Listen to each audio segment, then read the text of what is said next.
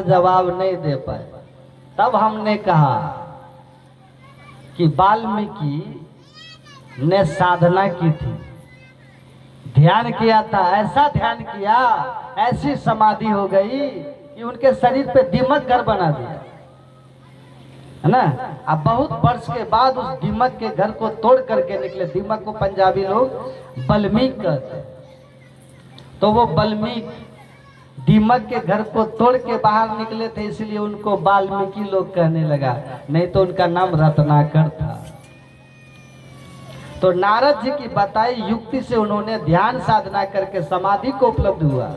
समाधि का अर्थ होता है माया के सारे आवरण जो है उन सब से जीव ऊपर उठ जाता है, परमात्मा में एक मेक हो जाता है। शरीर इंद्रियां, एक शरीर है स्थूल शरीर, सूक्ष्म शरीर, कारण शरीर, महाकारण शरीर, ये चार जड़ शरीर, पांचवा है केवल शरीर। और तन में पिल पांचों तन पारा जा पाओ प्रभु सार। इन पांचों जड़ चेतन के सारे शरीरों से पार होकर के नदी सागर में जैसे मिल जाती है, वैसे ये जीव परमात्मा में मिल जाता है, समाधि हो जाती है। तो वाल्मीकि ने अंतर साधना करके समाधि को प्राप्त किया था, जिस समाधि की प्राप्ति से आत्म दृष्टि खुल जाती है और उस आत्म दृष्टि से परमात्मा का अनंत स्वरूप, सर्वव्यापक स्वरूप दृष्टि गोचर हो जाता है। इसीलिए राम जो परमात्मा के अवतार थे, परमात्मा जो संसार के कल्याण के लिए अपना एक शरीर बनाया था, वह शरीर धारण करने वाले अनंत को पहचानता था, क्योंकि वाल्मीकि गुरु की युक्ति से साधन करके आत्म दृष्टि प्राप्त कर लिए थे समाधि में जाकर के, माया के सभी जड़ावरणों से मुक्त होकर के। और इसलिए वाल्मीकि को राम अनंत दिख रहे थे। लेकिन दशरथ जी महाराज ने कोई समाधि साधन नहीं किया। वरदान लेकर के भगवान को अपने पुत्र के रूप में प्राप्त किया था।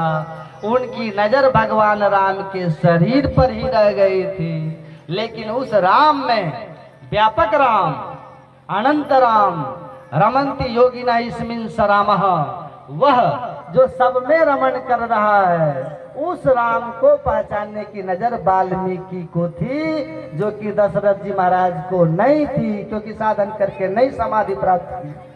और इसीलिए राम के शरीर को जानते थे। इसीलिए वो माइक शरीर जो भगवान ने बनाया था पांच तत्वों का जगत के कल्याण के लिए, उस शरीर में उनकी दृष्टि अटकी थी। वो शरीर अयोध्या से चला गया जंगल, तो वियोग हो गया। वाल्मीकि की नजर होती ना, तो उनको राम के बन जाने या आने से कहीं कोई फर्क पड़ने वाला नहीं होता। तो आत्म दृष्टि प्राप्त कर लेना ही कल्याण का मार्ग है, और नहीं तो दशरथ जैसे भगवान के बाप बनने का भी सौभाग्य मिल जाने पर दुख छूटने वाला नहीं है।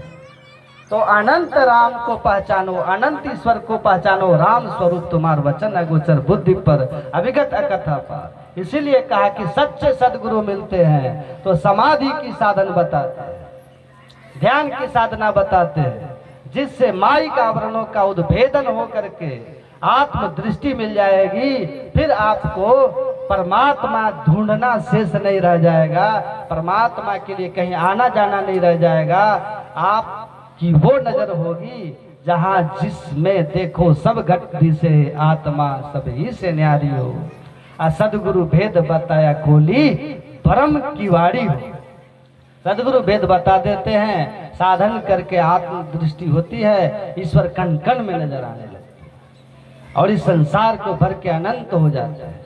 और ऐसे ईश्वर से आप एक मेक हो जाते हैं, फिर संसार में आपका जन्म मरण नहीं होता है। कबीर से वेदास को दूजा कोई नहीं। दादू दयाल कहते हैं, उसी से मेरा मन उसी में रम गया है। किस में रमा मेरा मन? जो सब में समा करके सबसे परे होकर के है। दादू एके रंग रंग लागा ता में रहा समाय।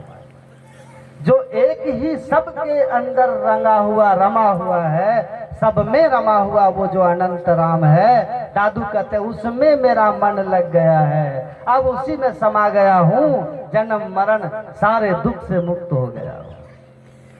तो गुरु महाराज की बड़ी कृपा है, जो भक्ति का सबसे जो मूल सिद्धांत है, ईश्वर पाकर दुख से छूटना, उस ईश्वर को पाना जो कण कण में समाया हुआ अनंत है, उसकी भक्ति और साधना हम लोगों को ज्ञात है। तो बैठ करके अब कीजिएगा तो वो ईश्वर एक दिन मिल जाएंगे, दुख छूट जाएगा। बोलिए श्री सद्गुरु महाराज।